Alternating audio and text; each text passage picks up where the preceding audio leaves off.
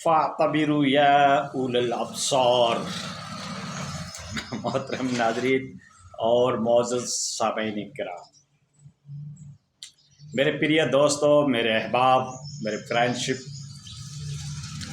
Time pass के लिए चंद बातें आपके सामने मैं अर्ज़ खिदमत करना चाहता हूँ और मुझे उम्मीद है कि आप इसको गौर से समझेंगे और हक़ाइक़ को पहचानने की कोशिश करेंगे। रियलिटी और वास्तविकता को आप पहचानने की कोशिश करेंगे।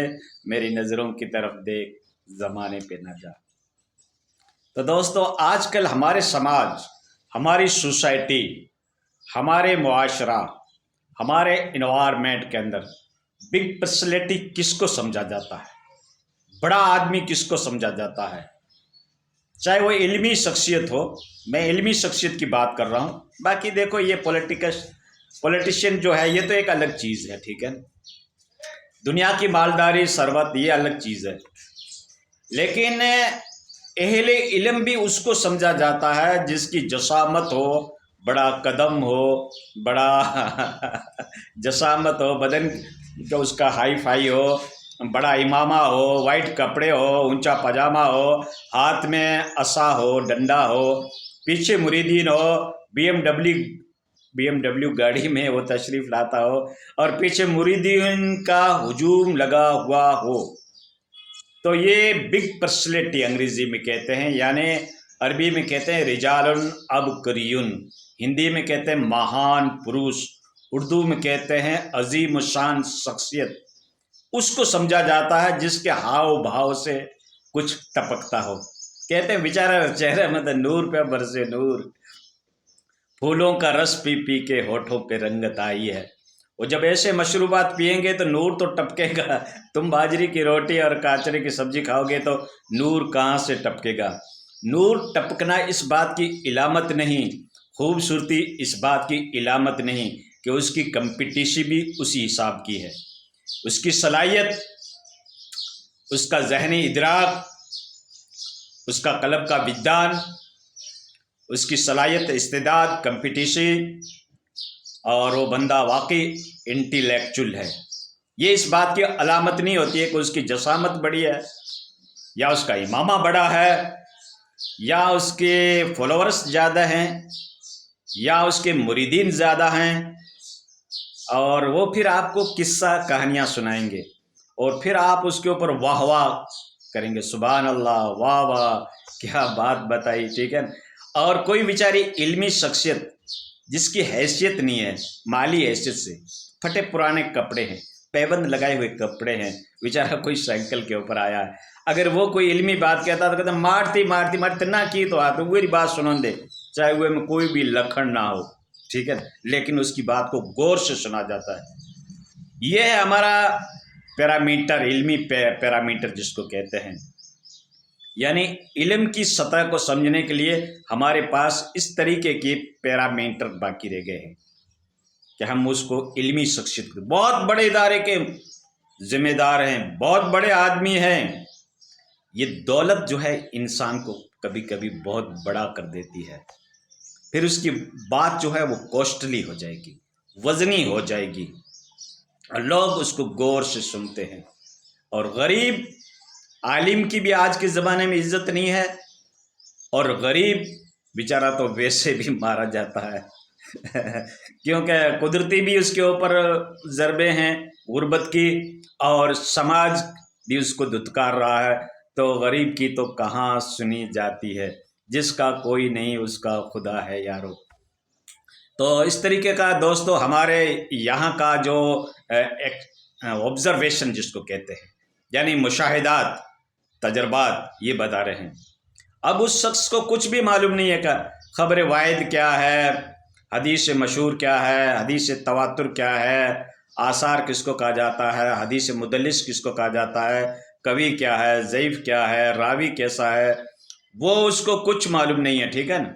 अहादीस के बारे में, या इल्मी तफसीर के बारे में, या कुरानी आयात के बारे में, या तकाबुल अदियान के बारे में, या कंपैरेटिव स्टडी के बारे में, या सामूहिक अध्ययन के बारे में, या उसकी सलाहियत इस तरीके की नहीं है کہ جو اچھی طریقے سے کسی مسئلہ و مسائل کو محقق طور پر، مدلل طور پر، مائع ریفرنسنس کے، مائع دلیل کے وہ بات کو پیش کر سکے۔ لیکن اس کی شخصیت بڑی ہے، دولت نے اس کو بڑا بنا دیا ہے، فلورس نے اس کی شہرت کو بڑھا دیا ہے، اور پبلک کی بھیڑ نے اس کے اندر تشہیر پیدا کر دی ہے۔ تو ظاہر بات ہے کہ لوگ اس عوام الناس جو ہے، عوام الناس کا جو بڑا طبقہ ہے، وہ اس کی بات کو ایکسیپٹیبل کریں گے، سویکار کریں گے، تسلیم کریں گے، عزت کی نگاہ سے دیکھیں گے۔ اور ایک غریب عالم جو جھونپڑی میں رہتا ہے، اس کی بات میں چاہے کتنا وزن ہو، چاہے کتنی بڑی مدلل ہو، کتنی بڑی محقق ہو، کتنی بڑی ریفرنسز اور ارجومنٹ کے ساتھ بات ہو، وہ اس کو ٹھکرا دیں گے۔ یہ تو معیار ہو گیا ہمارا، عوام کا، آج کے دور کا، آج کا ماحول، آج کا انوائرمنٹ یہ بتا رہا ہے کہ ہم اس شخصیت کی عزت کرتے ہیں۔ ہرنی کو کسی نے کہا کہ آپ تو بہت بڑی چالاک ہو، لیکن آپ نے مار کیسے کھا لی؟ تو ہرنی نے کہا کہ جو آنے والا شکاری آیا تھا اس کی لمبی داڑھی تھی، وائٹ کپڑے تھے، ہاتھ میں تسبیح تھی، اونچا پاجامہ تھا، نیچا کرتا تھا، اور نظریں جھکا کے چل رہا تھا۔ میں نے سمجھا کہ یہ شخص میرے اوپر گولی نہیں چلائے گا۔ تو کبھی کبھی انسان ایسے مار کھا لیتا، ٹھیک ہے نا؟ ہاں، اور ہم اس کو اکابرین کا نام دیتے ہیں، اور ہم اس کو کہتے ہیں ہمارے بڑے ہیں، ہم سے زیادہ جانکار ہوں گے، ٹھیک ہے نا دوستو؟ تو علم جو ہے یہ کسی کی باپ کی وراثت نہیں ہے، ٹھیک ہے نا؟ علم ایک جھونپڑی میں رہنے والا ایک غریب آدمی بھی سیکھ سکتا ہے، اور ایک امیر بھی سیکھ سکتا ہے۔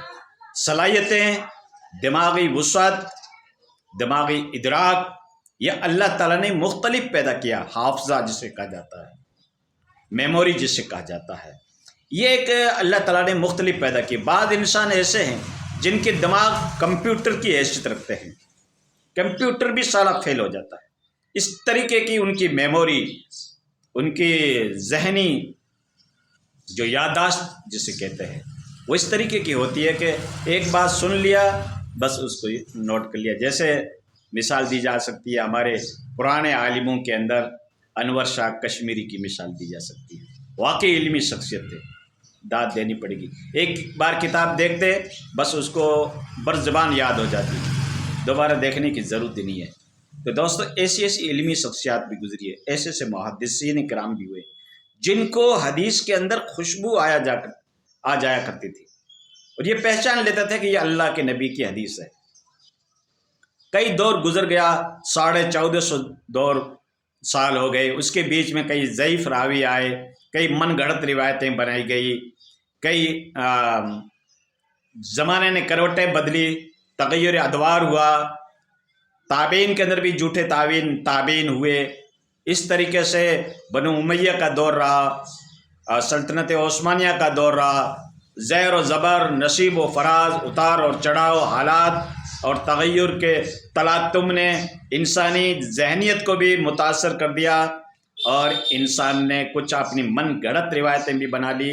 لیکن اللہ کا فضل و کرم ہے، اور ان محدثین کرام کا ہمارے اوپر احسان ہے جنہوں نے ساری حدیثوں کی چھان بین کی، سرچ اور تحقیق کی، اس کو ٹٹولا کھوجا، اور محقق قسم کی روایات جو اللہ کے نبی صلی اللہ علیہ وسلم سے جو ثابت تھی، ان کا ذخیرہ اپنی کتابوں کے اندر مربوط کیا۔ تو ان کو صحاح ستہ کہا جاتا ہے، اور پھر صحیحین کہا جاتا ہے، بخاری اور مسلم کو، اس کے اندر انہوں نے محفوظ کیا۔ تو وہ حدیثیں آج تک ہمارے پاس موجود ہے۔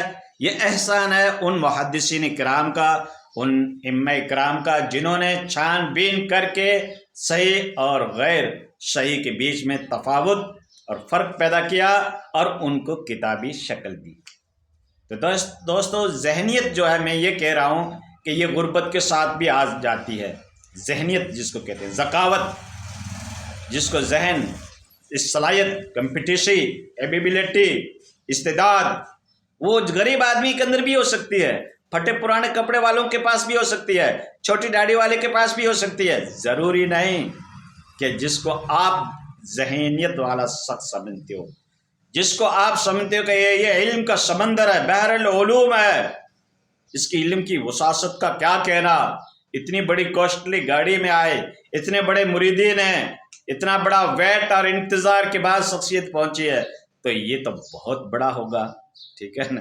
بڑا بھیا تو کیا بھیا، جیسے پیڑے کھجور، پنچھی کو تو چھایا نہیں اور پھل لگتا اتی دور۔ تو دوستو ہمارا یہ جو آج کل کا جو معیار ہو گیا ہے پرکھنے کا کسی کی شخصیت کو، اللہ ہی بہتر جانتا ہے کسی پہ کیا گزرتی ہے، کسی کے دل میں کیا ہے، اور کون کتنا علم رکھتا ہے، کتنی صلاحیت رکھتا ہے، کتنی کمپٹیشن رکھتا ہے، کتنی استعداد رکھتا ہے۔ پھر یہ الگ الگ فیلڈ ہیں، ٹھیک ہے نا۔ ایک انجینئر کے پاس اگر آپ میڈیسن تلاش کرنے جائیں گے تو ان کا دماغ خراب ہو جائے گا، حالانکہ بہت قابل آدمی ہے لیکن اپنے فن کے اندر قابل ہے۔ اس طریقے سے ڈاکٹر کے پاس آپ پلمبر کا کیس لے کے جائیں گے تو اس کا دماغ خراب ہو جائے گا، حالانکہ وہ بہت انٹلیکچوئل بندہ ہے لیکن میڈیسن فیلڈ کا ہے۔ تو اس طریقے سے آپ ایک عالم کے پاس جاؤ گے تو عالموں کے اندر بھی فرق، گھوڑے میں بھی فرق، کئی گھوڑے آپ میدان میں اتارتے ہو لیکن جو جیتا، جو کمپٹیشن فائٹ کرتا ہے وہی سکندر کہلاتا ہے۔ تو عالم میں فرق، ڈاکٹر میں فرق، انجینئر میں فرق، تو کسان میں بھی فرق ہوتا ہے۔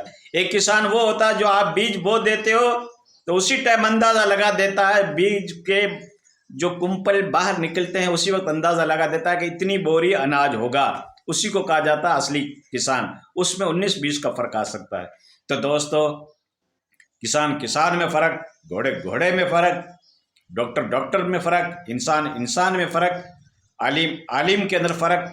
تو یہ تقابل، یہ فضیلت جو ہے اللہ نے رکھی ہے، ٹھیک ہے نا۔ ہاں، کسی کو معیوب مت سمجھو، کسی کو حقیر مت سمجھو، کسی کی برائی مت کرو، اپنے گریبان میں جھانک کر دیکھو کہ ہم کتنے صحیح ہیں، ٹھیک ہے نا۔ پہلے اپنے گریبان میں جھانک کے دیکھو، پہاڑ پہ جلتی ہوئی آگ نظر آ جاتی ہے لیکن اپنے قدموں میں جو آگ جلتی ہے وہ ہم کو نظر نہیں آتی ہے۔ دوسروں کی غلطی نکالنے سے پہلے خود اپنے اندر گریبان میں جھانک کر، دل میں جھانک کر دیکھو کہ ہم کتنے صحیح ہیں، ٹھیک ہے نا۔